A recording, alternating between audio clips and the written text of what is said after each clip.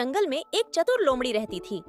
एक दिन लोमड़ी भोजन की तलाश में सुबह से शाम तक घूमती रही, परंतु उसको कहीं पर भोजन नहीं मिला। आखिर लोमड़ी थक हार कर एक पेड़ के नीचे बैठ गई। भूख के कारण उसका बहुत बुरा हाल था।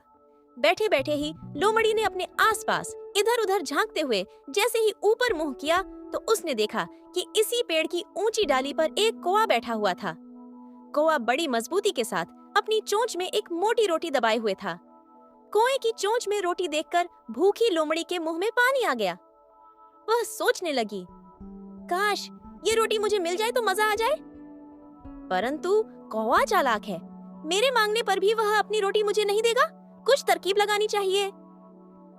थोड़ी देर बाद बड़ी चतुराई से कौवे की प्रशंसा करते हुए लोमड़ी कहने लगी, कागराज, तुम तो बहुत ही सुंदर हो, सयाने हो और मधुर गायक भी हो। वर्षों से तुम्हारी सुरीली आवाज के बारे में सुनती आ रही हूँ, परंतु कभी गाना सुनने का मौका नहीं मिला।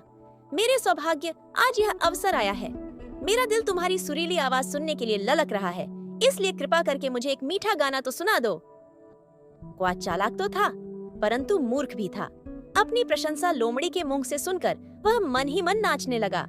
लोमड़ी के आग्रह पर ज्यों ही कौवे ने गाना गाने के लिए अपनी चोंच खोली, त्यों ही मजबूती से पकड़ी चोंच से रोटी नीचे गिर गई। लोमड़ी तो यही चाह रही थी। वह झट से उठी और चट से लपककर रोटी खा गई। कौवा अपनी रोटी लोमड़ी को खाते हुए देखकर शिकायत के स्वर में कांव कांव करके लोमड़ी को उलाहना देने लगा।